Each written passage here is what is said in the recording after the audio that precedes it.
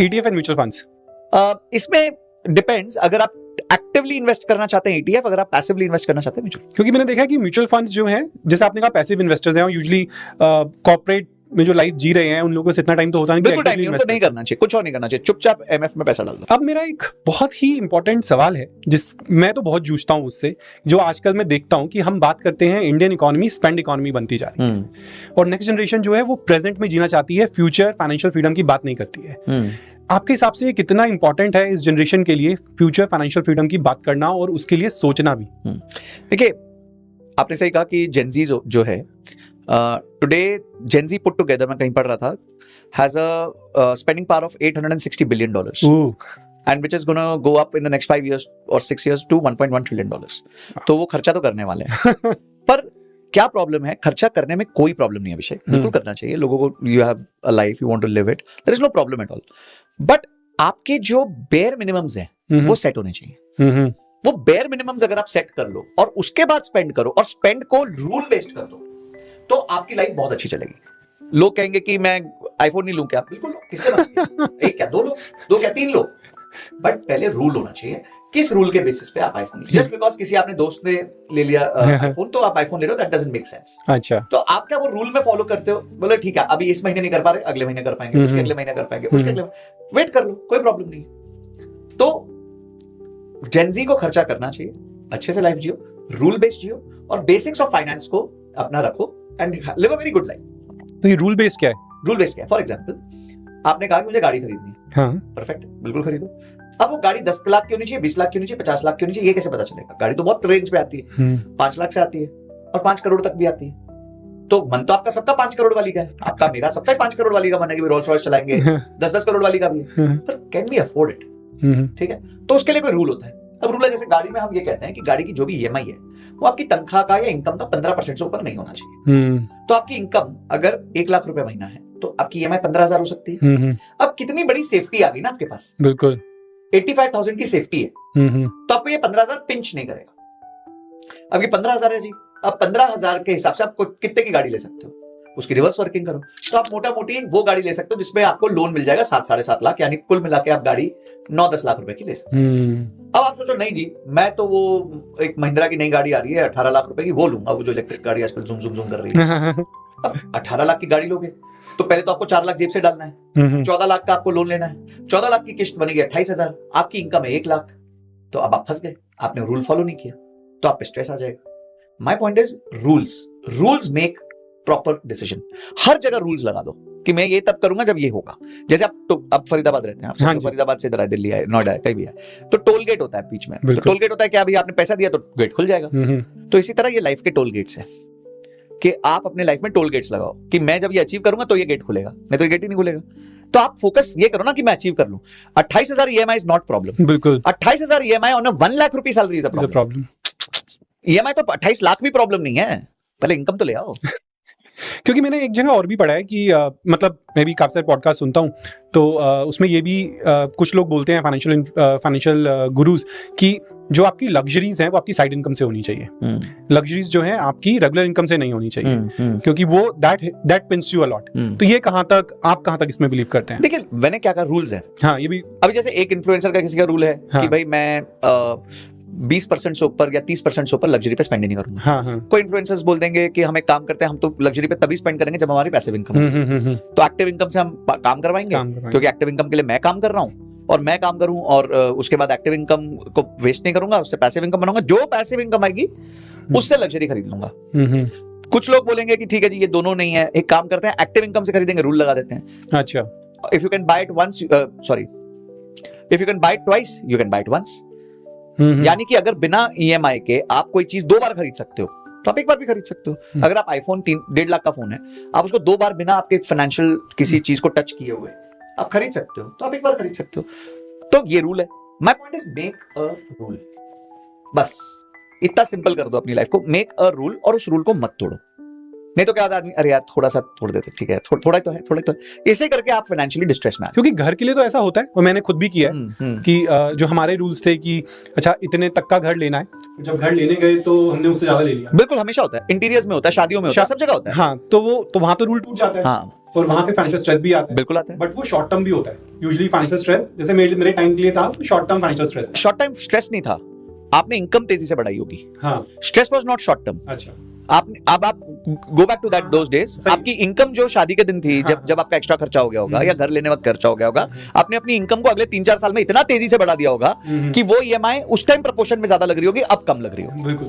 तो गेम सारा active income का है, आप कैसे अपनी एक्टिव इनकम को स्केल कर सकते हो।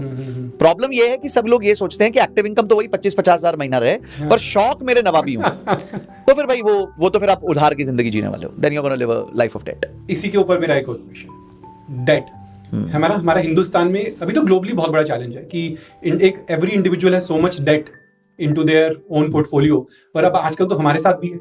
क्रेडिट कार्ड कंपनीज आपको क्रेडिट बेच रही है और कहती है रिवॉल्व कर लो, बैलेंस रिवॉल्व कर लो, जीते रहो लाइफ।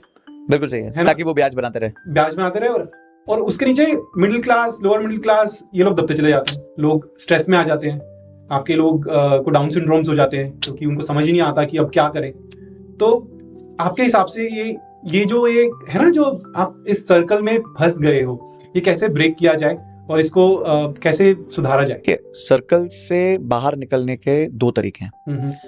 इनकम बढ़ाओ, खर्चों को रेगुलेट करो, ये 2 ही मेजर तरीके हैं, या यूजलेस एसेट्स को बेच दो। मैंने एक बार अभिषेक एक बहुत इंटरेस्टिंग एक्सरसाइज कराई अपनी क्लास में। मैंने सारे स्टूडेंट्स को बोला एक काम करो कि आपके पास जो एक्सेसरीज हैं वो इकट्ठी करो, कपड़े, जूते, चश्मे, जो भी हैं, व्हाटएवर यू ओन, एंड उसकी वैल्यू निकालोगे कितना आपने उसने खर्च किया था। ठीक है जी। उसके बाद उनमें से वो चीजों को साइड कर दो जिनको आपने 1 साल से छुआ भी नहीं है। आप हंसने लग गए, आप समझ गए, आप विजुअलाइज कर सकते हो, यार ये भी नहीं छुआ था, ये भी नहीं छुआ, ये भी नहीं छुआ, ये भी नहीं छुआ। फिर बच्चे आए अगले क्लास में, मतलब भैया कितना परसेंट, अगर 100 रुपए की चीजें हैं तो कितने परसेंट चीजें रुपए की चीजें ऐसी है जो आपने छुई नहीं। For guys it was 60-65 rupees, for ladies it was 80-85 rupees। मतलब यार आपने जब खरीद रहे थे तो आपने तो बड़े चाव से खरीदा था, तो क्या हो गया, घर आके क्या हो गया? तो मैंने बोला आप है ना प्लेजर और हैप्पीनेस का डिफरेंस समझो। प्लेजर इज डोपामिन और हैप्पीनेस इज सेरोटोनिन। हैप्पीनेस मतलब होता है सुकून, शांति। प्लेजर मतलब होता है नई नई चीजें, मंकी माइंड जिसे हम कहते हैं। तो आप अगर अपने लाइफ के अंदर ही झांक लो और ये देख लो कि आपके लाइफ में कितनी ऐसी आइटम्स हैं जो आप यूज ही नहीं कर रहे हो, जो वेस्ट पड़ी हैं, जो at the time of purchase आपने सोचा था मेरे लिए बहुत इंपॉर्टेंट है, इसके बिना मैं जी नहीं पाऊंगा। मेरे दोस्त के पास भी आईफोन, मेरे पास भी आईफोन, मेरे दोस्त के पास 10,000 का कवर, मेरे पास भी 10,000 का कवर, आज वो कहीं साइड में पड़ा हुआ है, सुनसान, गुमनाम। तब तो बड़ा शौक था। सो पॉइंट इज, हम लोग जो चीजें खरीदते हैं वो इम्पल्स में खरीदते हैं, और इसीलिए जब भी आप शॉपिंग करने जा रहे हो अपने कार्ट में डाल दो, परचेज मत करो। परचेज करने से पहले अपने आपको 3 दिन का टाइम दे दो, क्योंकि उस टाइम ना माइंड में इतना ज्यादा डोपामिन बना होता है कि आपका माइंड लॉजिकली सोच ही नहीं पाता। एक बड़ी अच्छी मूवी देखी मैंने अभी रिसेंटली, और मेरे को लगता है वो लाइफ का एक बहुत बड़ा लेसन था। मैं इसको बहुत टाइम से फॉलो करता हूँ, but not in this context जैसे मूवी में दिखाया, बट वो मतलब वो अंडरलाइंग सेम था, अंडरलाइंग थीम सेम थी। क्या थीम थी? एक बच्चा बड़ा गुस्सा आता है उसको, एक्सट्रीम एंग्री, और वो जाके सूद देता है जब भी गुस्सा आता है उसको। तो कंप्लेन आती घर में, तो उसकी माँ उसको एक प्रॉमिस लेती है उससे कि बेटा देख ऐसा है, तू संडे से लेके फ्राइडे तक कितना भी गुस्सा आ जाए किसी पे, तू मारेगा नहीं उसको, तू डायरी पे आके नाम लिख देगा उसका, ठीक है? अब सैटरडे सुबह जब तू उठेगा तो ये डायरी खोलेगा, और फिर जितने लोगों का नाम लिखा है फिर तू चेक करना कि क्या इसको रियली मारने की जरूरत है, ठीक है? तो 10 नाम है तो हो सकता है 9 को नहीं मारेगा, 1 को जाके पीट देगा क्योंकि उसने बहुत ही कुछ खराब किया होगा। Same is with expenses. आप है ना देन एंड देयर एक्सपेंस मत करो, जस्ट कंट्रोल योरसेल्फ। ये भगवत गीता में भी लिखा है कि इंद्रियों को कंट्रोल कर लो। आपका मन करेगा, अर्जुन भी बोल रहे थे ना कृष्ण भगवान को कि आपका मन कर, मेरा मन कर रहा है, मेरा मन कर, मतलब मन तो करेगा भाई, इंद्रियों को कंट्रोल करो। Don't take any action. जब मन करता है ना, डोंट टेक एनी एक्शन। बिल्कुल बिल्कुल, ये तो हर चीज के लिए कहते हैं हम लोग, जब गुस्सा आता है, हाँ बिल्कुल सही, प्रोफेशनल रिलेशनशिप कहते हैं 30 सेकंड्स का टाइम दे दो। हाँ, और वो मेरे को बड़ा अच्छा लगा कि आप करो ही मत, 5-6 दिन करो ही मत, 7वें दिन रिकंसाइल करके देखो क्या चाहिए क्या नहीं चाहिए। आज मुझे भी मन करता है जब मैं भी अमेज़न पे जाता हूँ, 10 चीजें भी होनी चाहिए, मैं कार्ट में डाल देता हूँ, 5 दिन बाद क्या करेंगे, 4 वायरें ऐसे पड़ी हुई हैं, ये 2 चीजें ऐसे ही पड़ी, छोड़ निकालो इसको, हाँ ये चीज इंपॉर्टेंट है, इसके बिना काम नहीं चलेगा। रादर मैं तो अभी भी अपने घर में देखता हूँ, यार बहुत ही ऐसी चीजें हैं जिसको मैं निकाल सकता हूँ यहाँ से। So point is, buy things which you require और have an income where you don't have to worry about these things. 2 ही चीजें, या तो पागल जैसा पैसा कमाओ, इतनी इनकम करो, इतनी इनकम करो, और वो आप शेयर मार्केट इन्वेस्टमेंट से नहीं कर सकते, वो आप अपने एक्टिव जॉब से कर सकते हो या एक्टिव प्रोफेशन से कर सकते हो। जो लोग आके आपको ज्ञान दे रहे हैं ना, उन सबकी एक्टिव इनकम बहुत ज्यादा है, लाखों में है महीनों की। तो पॉइंट ये है, या तो इनकम बढ़ा दो एक्सपोनेंशियली, या खर्चों पे कंट्रोल करो, खर्चों को डेफर करना सीखो, रूल बेस्ड एक्सपेंसेस करो, रूल बेस्ड एक्सपेंसेस करो, आरओआई बेस्ड एक्सपेंसेस करो, कि मैं जो पैसा डाल रहा हूं उससे मेरे को क्या नतीजा मिलेगा। मेरा बेटा है, now I was with him yesterday and he bought a new mouse, he is a pro gamer, ठीक है। वो माउस है 16,500 का। मैंने उसको बोला, बेटा मैंने अपनी जिंदगी में 165 रुपए का माउस खरीदा है ज्यादा से ज्यादा, और तूने उससे 100 टाइम्स महंगा माउस खरीदा है। But before he bought that mouse, he had to justify why he required that mouse. उसको पूरा मुझे जस्टिफिकेशन देना पड़ गया। उसने कीबोर्ड खरीदा है 19,500 रुपए का, क्योंकि वो गेमर है। तो उसने मुझको बताया, फिर मुझे बताता है कि अभी मैं इधर हूं, मेरा ये रैंक है, ये माउस से देखना डैड, मैं आपको 2 महीने के अंदर मेरा रैंक ये हो जाएगा, कमिटमेंट लेता हूं। तो मैं उसको कोई चेक नहीं कर रहा हूं, बट उसका माइंड अब उसकी तरह काम करेगा। मेरे फादर से पैसे लिए थे मैंने जम के, और मैं उनको बोलता हूं, जब मेरा कीबोर्ड 200 रुपए का था, माउस 165 रुपए का था, तो भाई वो समझ जाता है यार, ये तो मैंने बहुत लूट लिया पापा को, तो चलो ठीक है, at least I have to commit something. My point is, मैं उससे पूछने नहीं वाला, पर अगर उसके मन में ये बात आ गई है, उसके माइंड में ये थॉट है, तो that every time he will spend money, he will be conscious. फिर वो मुझे बोलता है, dad for next 2 months I will not by any clothes. तो उसको पता है मैं कुछ काट के कुछ नहीं कर रहा हूं, जो चीज इंपॉर्टेंट नहीं है उसको रोक रहा हूं, और जहां मुझे आरओआई दिख रही है वहां खर्च कर रहा हूं, निवेश कर रहा हूं। I would say not even से खर्च कर रहा हूं। सो point is, please ROI driven, rule driven expenses करिए, लाइफ मस्त रहेगी आपकी। क्योंकि डेट का सर्कल से निकलने का यही एक तरीका है। कॉस्ट कम करो, इनकम बढ़ाओ, एसेट्स बेच दो। आपके पास बहुत सारी ऐसी यूजलेस चीजें हैं जो आप यूज नहीं कर रहे हो। आज अगर आपके पास आईफोन है, ठीक है, 1 लाख रुपए का, इमीडिएटली उसको बेचो 70-80 हजार में, 20 हजार के फोन पे आ जाओ, आपके पास 60,000 रुपए बन जाएगा। उस 60,000 से लोन रीपे करो, ब्याज बंद हो जाएगा, और बाद में धीरे धीरे अपने आप को बिल्ड करो, और फिर से ले लो, कोई चक्कर नहीं है, कोई छूट के नहीं जा रहा, कोई आईफोन बंद नहीं हो रहा है इस दुनिया में। आ जाएगा, 6 महीने बाद आ जाएगा, 12 महीने बाद आ जाएगा। पर आज की परेशानी अगर लेते रहे, सरदर्द लेते रहे, ईएमआई नहीं पे कर पा रहे, क्रेडिट कार्ड के आपके चेक्स बाउंस हो रहे हैं, क्रेडिट कार्ड के बिल्स नहीं पे कर पा रहे, that is a bigger stress than the happiness of owning an iPhone. क्योंकि वो एक सिचुएशन में ले जाता है आपको कि जहां पे आप सोचते हो यार मेरे को आई एम इन स्ट्रेस, हाँ, मुझे डिप्रेशन हो ये रहा है। सेल्फ इन्फ्लिक्टेड है। हाँ, दिस इज, देखिए कुछ लोग की परिस्थिति होती है, हाँ, किसी को कोई बीमारी हो गई, किसी के घर में कुछ हो गया और उसके पास राइट प्रोटेक्शंस नहीं थे, इंश्योरेंसेस नहीं थे, तो एक बार को फिर भी समझ आता है कि चलो यार जान बचाने के लिए व्यक्ति ने, कुछ जान है तो जान है, करने कुछ उसने गलत फाइनेंशियल डिसीजन ले लिया, कुछ उधार ले लिया, बट यार लग्जरी के लिए, मतलब ये तो हमारा कल्चर ही नहीं था। ये कल्चर कहां से आ गया? अरे अभी भी मुझे अच्छे से याद है, जब मैं घर खरीद रहा था तो मॉम ने कहा लोन लेगा, क्योंकि लोन का मतलब है तुम्हारे ऊपर कर्ज चढ़ गया। बिल्कुल, बट एटलीस्ट आपके पास एसेट था। हाँ, आपका फिजिकल एसेट था, एसेट था, बट फिर भी वो एक सोच है ना कि जैसे आपने कहा कल्चर नहीं है। बिल्कुल कल्चर नहीं, कल्चर ही नहीं था कि ऐसा तुम लोन लेके कुछ भी खरीदो। यस, अपने पास हो तो खरीदो। जैसे हमने स्टार्टिंग में रूल बेस की बात करी कि 2 बार खरीद सकते हो तो एक बार खरीद लो। तो ये अमीर लोग ऐसे ही सोचते हैं, this is how they think. वो रूल बेस्ड सोचते हैं, वो रूल बेस्ड के बिना चलते ही नहीं है, बस वो अपनी इनकम बढ़ाने पे फोकस करते रहते हैं। अमीर लोगों का एक ही काम होता है, अपनी इनकम बढ़ाओ। और हमारे जो गरीब लोग नहीं कहूंगा, गरीब मानसिकता के जो लोग हैं वो सोचते हैं इनकम मत बढ़ाओ, खर्चे बढ़ाओ, तो ताकि हम उनके जैसे दिखे, इसी के आगे एक और मेरे पास मेरा सवाल है कि आजकल जो नेक्स्ट जनरेशन है, अभी तो जनरेशन थी ना वो रिटायरमेंट का सोचते नहीं थे कि हम कैसे रिटायर होंगे, क्या करेंगे। आजकल की जनरेशन जॉब में जाने से पहले सोचती है कि हम कितने साल काम करेंगे और इसके बाद रिटायरमेंट ले लेंगे। तो वो रिटायरमेंट लेने के लिए फाइनेंशियल सिक्योरिटी होनी भी जरूरी है। तो उसके लिए क्या करना चाहिए? जैसे आपने कहा म्यूचुअल फंड्स है, जब आप एक्टिव जॉब कर रहे हो तो आपकी एक इन्वेस्टमेंट है म्यूचुअल फंड्स, जो कि आपका एक बहुत ही अच्छा इंस्ट्रूमेंट है जिससे आपका कंटिन्यूअसली इन्वेस्टमेंट होता रहता है। तो मैं आज यदि 35 ईयर्स का हूं और मुझे लेट्स से 40 में मुझे रिटायरमेंट होनी है और मुझे उस समय 1 लाख रुपए चाहिए, तो मैं क्या करूं कि मेरे को उस समय पे 1 लाख रुपए मिल जाए? 1 लाख रुपए महीना चाहिए। हाँ, देखिए बड़े सिंपल रूल्स हैं इसके। हाँ, एक रूल फायर कहते हैं जिसे, financially independent and retire early. Yes. तो वो जो फायर है वो बेसिकली आपको ये बताता है कि आज के आपके एक्सपेंसेस को जब आप 15 साल आगे लेके जाओगे तो आज वो 1 लाख है, वो 2 लाख नहीं रहेगा, वो 1 लाख नहीं रहेगा, वो 2.5 लाख हो जाएगा। बिल्कुल। तो 2.5 लाख का खर्चा निकालने के लिए उस टाइम आपके पास कितना पैसा होना चाहिए? तो जनरल थंब रूल सेल्स की जो साल का आपका कॉस्ट है उसका 25 टाइम्स आपके पास होना चाहिए। तो यानी तब आपको 30 लाख रुपए साल का चाहिए, उसका 25 टाइम्स हो गया 7.5 करोड़। तो आपको 7.5 करोड़ का कॉर्पस बनाना है अगले 15 साल में।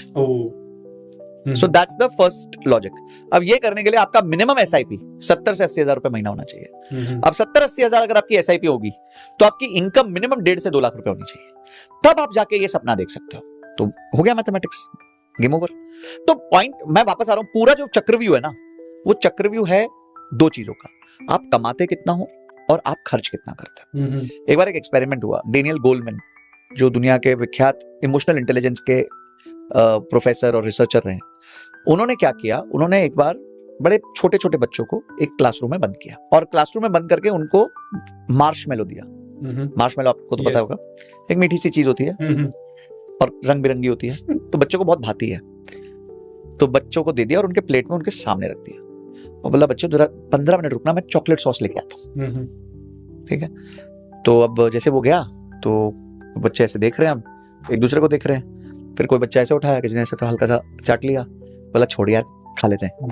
कुछ लोग वेट कर रहे, नहीं वो आएंगे चॉकलेट सॉस लेके आएंगे। कोई लोग सोचे यार नहीं आएगा, आज तो जो हाथों माते वो तो खा ले। तो 15 minutes later he came with the chocolate sauce and people who were kids who at it, उनको रिग्रेट हुआ कि यार ये तो 15 मिनट वेट करना था। ठीक है, और जिनके पास था वो बड़े खुश हुए। एंड जब ये एक्सपेरिमेंट इन बच्चों को आगे देखा गया तो जो बच्चों ने वेट किया था उन्होंने लाइफ में बेटर परफॉर्म किया। अब यही मेरे साथ और मेरे कलीग्स के साथ हुआ। मेरे साथ मैं जिस कॉलेज से पढ़ा, मोटा मोटी सब हम एक लेवल के ही लोग थे। अब जब मैं मर्सिडीज ले सकता था तो मैं होंडा में चलता था, वो होंडा ले सकते थे वो मर्सिडीज में चलते थे। मैं अगर दोनों का गैप देखूं तो 50-60 हजार की मेरी ईएमआई बचती थी, वो मैं इन्वेस्ट करता था। उन लोगों ने महंगे महंगे घर लिए, मैं किराए पे रहा। ठीक है, उन्होंने गाड़ी के बाद दूसरी गाड़ी ली, मैंने नहीं ली। तो ऐसी कई चीजें मैंने की which was freedom over lifestyle, so that today I can live freely. आज वो मुझे देखते हैं, बोलते हैं यार तू तो 40 में ही फ्री हो गया। तब वो कहते थे यार जिंदगी तो आज की है। तो ये जो माइंड है ना, ये चॉकलेट सॉस के लिए वेट करने को तैयार नहीं है। ये आपको वेट करवाना पड़ेगा। और मैं बता रहा हूं चॉकलेट सॉस आएगी, बिल्कुल आएगी। 15 मिनट में नहीं आएगी, 30 में आ जाएगी, 30 में नहीं 1 घंटे में आ जाएगी।